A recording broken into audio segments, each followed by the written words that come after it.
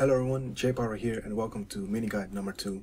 This week I will be teaching you about Stardust's fast blink in Protoss against Terran. He has been using this build for quite a while on his stream now, but more notably in WCS EU against Cass. He did have mixed results with it, but the strategy was to me very convincing, so I decided to make a guide about it. We begin this build with a very normal 1-gate expanded dual robo. You get your Forge fast to get your +1 armor from it. After that you add a very fast Twilight Council for blink. Now this is still a Colossus opener, so you get your Robo Bay right after. But what I'm going to talk about first is the fast blink. With a more traditional style of Protoss against Terran Colossus macro openers, like Rain still does, you focus more on getting your upgrades going quickly with double Forge. Or try to get a third base very fast while focusing on Colossus production. But with this fast blink you will be able to aggressively push back the medvacs as the 10-minute push comes. This will allow you to discourage the Terran to do drops and get your turret up and running. You start with a 13 gate, 15 gas, 16 pylon, 18 core, 21 nexus and mothership core at 21 as well. This is a normal 1-gate expand. Right after the nexus, you make a pylon and your second gas at 23 supply. You get your first stalker at 24 supply. After that you start warp gate research. You follow this up with a robo at 30 supply. This should be around 5 minutes. Your second stalker should start at around 30 supply as well. You get your forge at 36 supply, followed by another stalker at 38 supply. Shortly after that you start your observer. You take double gas at 6 minutes and 20 seconds. After that your forge should finish and you should start +1 armor. At 47 supply, or 6 minutes and 50 seconds, you start your Twilight Council. Your Robo Bay should start at 51 supply, or 7 minutes and 20 seconds. Your blink should start at about 7 minutes and 50 seconds.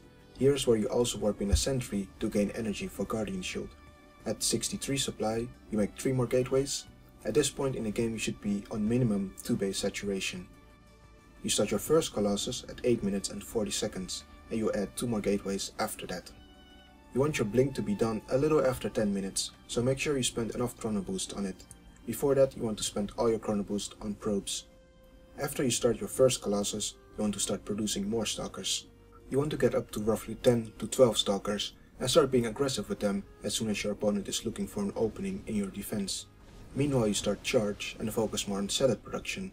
You can find a detailed build order with the timings of all buildings down below. I recommend copying the build order from there. Even though this is a guide about a macro PvT opener, I will not be focusing on how to play a macro PvT in a late game. In the next segment however, I will talk about how to scout and defending drops in the early to mid game. The first time you scout is with your probe after the gateway. The 2 things you want to be looking for is, does my opponent have a barracks in his base, and is he going for a gas first or not? While your opponent opens gas first, he will most likely be Hellion aggression. You have to make sure you chrono boost out your stalkers to make sure you don't lose too many probes. The next scout is going to be with the observer. You want to see whether your opponent is going for a Widowmine drop or is going for barracks play. Against the Widowmine drop you want to make a cannon in both mineral lines to make sure you don't lose as many probes as possible. Make sure you keep your stalkers in your main base and use the mothership core to defend your natural base. Against barracks play you want to just continue with your build and focus on getting Colossus in time. Your second observer will stay in your main base with your stalkers if your opponent is going for a Widowmine drop. This is to make sure you can kill burrowed mines if they're not in range of the cannons. You don't want to disrupt your Colossus production. If your opponent is going for barracks play, you want to keep the observer outside your opponent's base so you can see when he moves out. Some Terrans like to go for a pre-medvac stim timing attack. This can catch you off guard because you don't have a Colossus in time and you're only on 1 gateway. Here is where the sentry is extremely important. The purpose of the sentry is to force field the ramp if stimmed units try to run up to avoid the nexus cannon.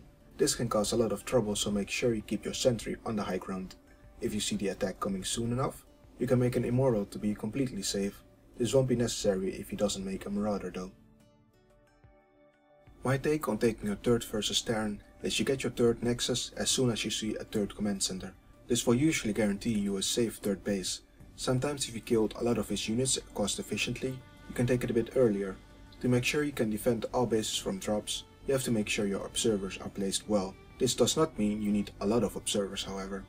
Stardust's observer placement is very simplistic compared to Rain's especially.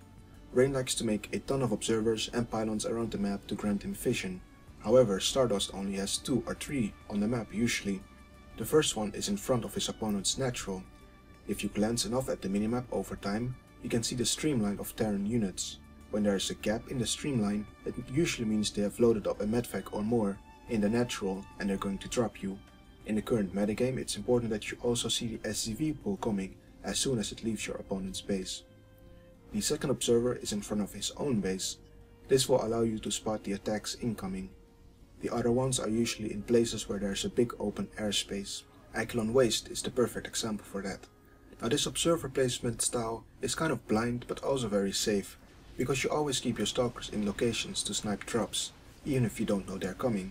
As soon as you see a big push heading towards the front, you pull your stalkers back.